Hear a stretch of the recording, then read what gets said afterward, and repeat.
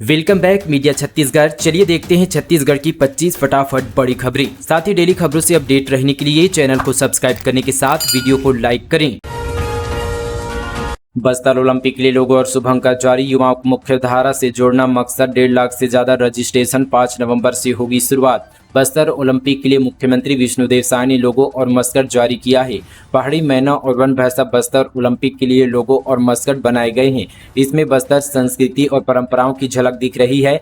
Bastar Olympic के लिए बनाया गया लोगो वन्य जीव संरक्षण को समर्पित है। 5 नवंबर से 10 दिसंबर तक बस्तर ओलंपिक का आयोजन होगा। बस्तर ओलंपिक 2024 के लिए 15 नवंबर को ब्लॉक स्तरीय प्रतियोगिताएं होगी, जिसके तहत बस्तर जिले के सभी ब्लॉक में 5 नवंबर से जोन स्तरीय प्रतियोगिताएं शुरू होगी। जिन खिलाड़ियों ने बस्तर ओलंपिक 2024 के लिए अपना पंजीयन करवाया है, वे खिलाड़ी अपने विकासखंड की जोन स्तरीय प्रतियोगिता में शामिल हो सकेंगे। जोन स्तरीय प्रतियोगिता विकासखंड स्तरीय प्रतियोगिता का पार्ट होगी। छत्तीसगढ़ में दिसंबर में होने वाली अग्निवीर भर्ती रैली के लिए एडमिट कार्ड जारी। भारतीय सेना भर्ती कार्यालय रायपुर द्वारा आगामी अग्निवीर भर्ती रैली के लिए एडमिट कार्ड जारी कर दिए गए हैं। यह भर्ती रैली 4 से 12 दिसंबर 2024 तक रायगढ़ स्टेडियम रायगढ़ में आयोजित की जाएगी, जिसमें छत्तीसगढ़ के सभी 33 जिलों के पुरुष उम्मीदवारों के लिए अग्निवीर जनरल ड्यूटी, अग्निवीर तकनीकी, Agniveer officer, assistant store keeper और अग्निवीर ट्रेडर्समैन पदों के लिए चयन किया जाएगा। सेना द्वारा 22 अप्रैल 2024 से 3 मई 2024 तक ऑनलाइन सामान्य प्रवेश परीक्षा का आयोजन किया गया था। ऑनलाइन परीक्षा में उत्तीर्ण उम्मीदवार शारीरिक दक्षता सहित और अन्य भर्ती प्रक्रियाओं में भाग ले सकेंगे। रैली में भाग लेने वाले योग्य अभ्यर्थियों को प्रवेश पत्र www.joinindianarmy.in और उनकी ईमेल पर भेज दिया गया है। भर्ती में हिस्सा लेने के लिए एडमिट कार्ड व सभी कागजात रैली अधिसूचना के अनुसार और साथ में आधार कार्ड से लिंक मोबाइल भी लेकर आना अनिवार्य है। रैली से संबंधित किसी भी प्रकार की जानकारी के लिए सेना भर्ती कार्यालय रायपुर छत्तीसगढ़ शहीद वीर नारायण सिंह अंतर्राष्ट्रीय क्रिकेट स्टेडियम के पास अथवा टेलीफोन नंबर पर संपर्क किया जा सकता है। नीचे आपको टेलीफोन नंबर मिल जाएगा। दामाखेड़ा आश्रम में उत्पात मचाने वाले 16 उपाध्यायों को पुलिस ने किया गिरफ्तार। आरोपियों में एक महिला और एक नाबालिग भी शामिल। बलौदाबाजार जिले के दामाखेड़ा स्थित कबीर पंथ के गुरु प्रकाश मुनि नाम साहिब के आश्रम में शुक्रवार रात दर्जन भर से ज्यादा उपाध्यायों ने जमकर उत्पात मचाया। इस दौरान उन्होंने फटाके फोड़े और पत्थरबाजी भी की, जिससे क्षेत्र में तनाव का माहौल उत्पन्न हो गया। घटना की सूचना मिलते ही भारी पुलिस बल मौके पर तैनात किया गया। उपद्रव मचाने के आरोप में पुलिस ने एक नाबालिग और एक महिला समेत 16 आरोपियों को गिरफ्तार किया है। चक्रवाती तूफान दाना का छत्तीसगढ़ में असर। बस्तर में 2 दिन होगी बरसात। 5 नवंबर के बाद गिरेगा रात का पारा। छत्तीसगढ़ के दाना महाचक्रवात के असर से अगले 2 दिन बस्तर संभाग के 1-2 स्थानों में हल्की बारिश होने की संभावना जताई जा रही है। वहीं प्रदेश के बाकी जिलों में मौसम ड्राई रहेगा। साथ ही बता दें कि मौसम विभाग के मुताबिक छत्तीसगढ़ में अगले 2 से 3 दिनों में न्यूनतम तापमान में कोई विशेष बदलाव के आसार नहीं है। 5 नवंबर के बाद रात के तापमान में 3 डिग्री तक गिरावट आ सकती है। बागेश्वर बाबा धीरेन्द्र शास्त्री का छत्तीसगढ़ दौरा। कवर्धा में लगाएंगे भव्य दरबार। बागेश्वर धाम के प्रमुख बाबा बागेश्वर का छत्तीसगढ़ आगमन हो रहा है। पंडित धीरेन्द्र कृष्ण शास्त्री छत्तीसगढ़ में कवर्धा से कांकेर और कांकेर से रायपुर तक दौरा करेंगे। आज बाबा बागेश्वर सबसे पहले कवर्धा आएंगे। यहाँ बालाजी भी बागेश्वर धाम मंदिर का भूमि पूजन करेंगे और पीजी कॉलेज ग्राउंड में दरबार लगाएंगे। अग्रवाल परिवार की तरफ से कार्यक्रम की तैयारियां की गई है। कवर्धा जिला प्रशासन की तरफ से भी सारी तैयारियां की गई है। कवर्धा में जहां बाबा दरबार लगाएंगे वहां भी सुरक्षा पुख्ता है। बाबा बागेश्वर कवर्धा में आज सुबह 10 बजे से दोपहर 3 बजे तक रहेंगे। वे ग्राम रामहीपुर में बालाजी बागेश्वर महाराज के मंदिर भूमि पूजन कार्यक्रम में हिस्सा लेंगे। भूमि पूजन के कार्यक्रम के बाद बाबा बागेश्वर पीजी कॉलेज ग्राउंड में दरबार लगाएंगे। यहाँ वे कथा सुनाएंगे। बाबा बागेश्वर के दरबार को लेकर लाखों लोगों की भीड़ जुटने की संभावना जताई जा रही है। भीड़ को लेकर जिला प्रशासन भी तैयारी कर चुका है। काले धन और चुनावी उपहार पर शिकंजा कसेगी सीजीएसटी की स्पेशल 26 चेक पोस्ट पर सख्त निगरानी शुरू। केंद्रीय जीएसटी रायपुर ने काला धन, सोने चांदी और चुनावी उपहार के आवागमन को रोकने के लिए स्पेशल 26 की टीम बनाई गई है। इसके साथ ही सूचना देने के लिए कंट्रोल रूम भी बनाया गया है। अधिकारियों का कहना है कि स्पेशल 26 की टीम का गठन काला धन के साथ ही विधानसभा उपचुनाव को ध्यान में रखते हुए किया गया है। अनिल सिंह व साथी दिवेश कुमार को नोडल अधिकारी बनाया गया है। यह टीम रावाभाटा, ट्रांसपोर्ट नगर, रामसागरपारा, रायपुरा चौक, महादेव घाट और पंडरी में तैनात किया गया है। इसके साथ ही शक्ति, रायगढ़, महासमुंद के पास बीरकोनी में भी चेक पोस्ट बनाया गया है।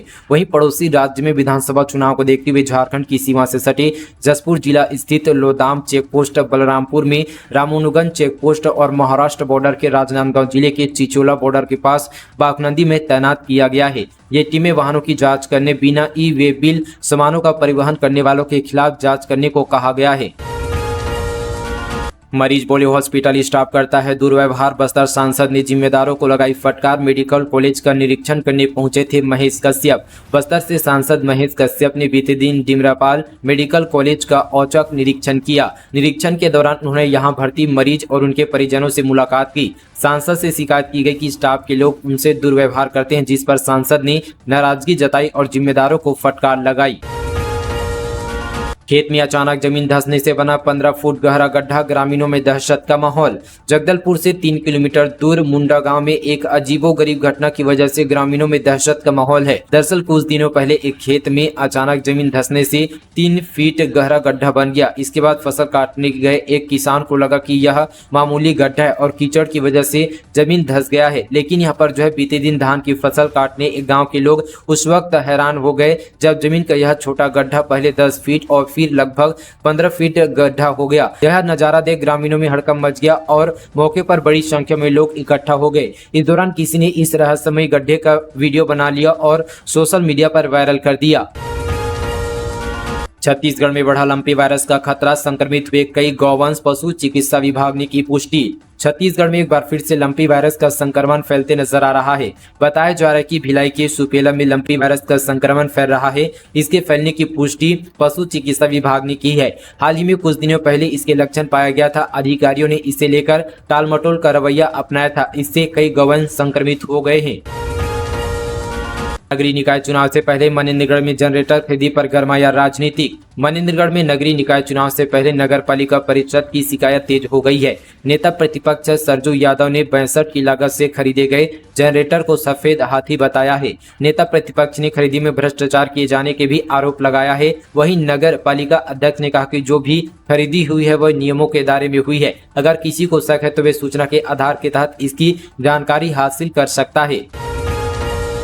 ड्रग्स स्मगलर के पास करोड़ों की संपत्ति, बिलासपुर में जांच के लिए अब सीए की मदद। नशे का सामान बेचने वालों की प्रॉपर्टी होगी कुर्क। बिलासपुर में नशे का सामान सप्लाई करने वाले स्मगलर से पुलिस ने अब तक 3 कार, 2 बुलेट बाइक, 4 स्कूटी जब्त की है। साथ ही 4 जगहों पर जमीन और मकान समेत करोड़ों रुपए की संपत्ति की जानकारी हासिल की गई है। आरोपियों की प्रॉपर्टी की जांच के लिए पुलिस अब चार्टेड अकाउंटेंट यानी सीए की मदद लेगी, जिसके बाद संपत्ति कुर्क करने की कार्यवाही की जाएगी। पुलिस की जाँच में तस्करों के बैंक अकाउंट में जमा पूंजी और शेयर ट्रेडिंग में निवेश करने की जानकारी भी मिली है।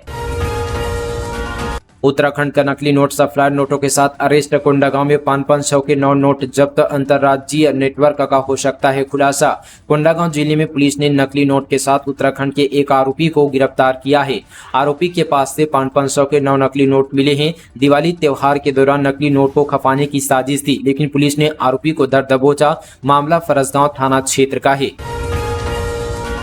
रामानुगंज फॉरेस्ट रेंज में लाखों की लकड़ी जब्त, अंधेरे का फायदा उठाकर भागे तस्कर। बलरामपुर रामानुगंज जिले में लकड़ी तस्करों के हौसले बुलंद हो चुके हैं। रात के अंधेरे में हरे भरे जंगलों को उजाड़कर बेशकीमती इमारती लकड़ियों की तस्करी किया जा रहा है। वहीं वन विभाग की टीम भी एक्टिव मोड पर आकर कार्रवाई कर रही है। बीती रात रामानुगंज रेंज के कृष्णानगर धमनी जंगल में साल की लकड़ी सहित एक पिकअप वाहन को भी विभाग ने जब्त किया है। डबरी में घुसी स्कॉर्पियो, 6 की मौत। एक ही परिवार के 4 लोगों ने तोड़ा दम, 2 बड़े हादसों में 13 की मौत। बलरामपुर के राजपुर में एक तेज रफ्तार स्कॉर्पियो रात 8:30 बजे पानी से भरे डबरी में जा घुसी। हादसे में 6 लोगों की जान गई है, जबकि एक घायल है। बताया जा रहा है कि एक ही परिवार के 4 लोगों ने दम तोड़ा है। मामला राजपुर थाना क्षेत्र के लडुआ गाँव का है।